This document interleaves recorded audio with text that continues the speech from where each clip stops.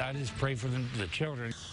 The children and everyone else living in the neighborhoods after 5 shootings in 4 days with 4 victims. Good evening, I'm Paul Cicchini. And I'm Jennifer Roscoe. Every day this week, a person or building in Danville has been shot. People living in those areas say they're getting used to the sound of gunfire. WCIA3's Courtney Bunting is live in our newsroom. Courtney, that is so sad of a statement that they're getting used to this. So Are any of these shootings related? Well, police have said at least 2 of those are related. Now, all of this started on Sunday. That was at the corner of Williams and Elm Street. 2 people there were shot.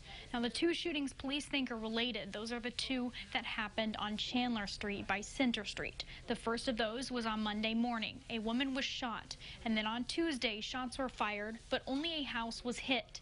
Now, the 4th shooting happened again on Tuesday. That was just 15 minutes after the one before it. That was on Alexander by Madison Street. Again, only a house was hit. Now, finally, for a 5th time, a man was shot in his leg. That happened not even a mile away from the other 2 shootings on Chandler.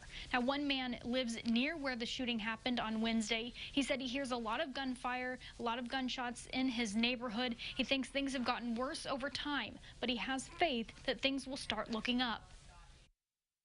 I try to, not get into worry, just leave it to him and pray about it.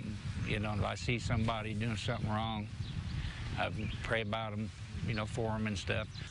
I talked to 5 different neighbors who didn't want to be on camera, but they said that's just because they're afraid for their safety. One of them said she thinks that these shootings involve gang members. There are a lot of children who live on Chandler Street as well, and they're concerned for their safety. Now, police haven't made any arrests in these cases. Investigators say the man who was shot on Wednesday was shot after a fight, but he wouldn't tell police who it was that shot him.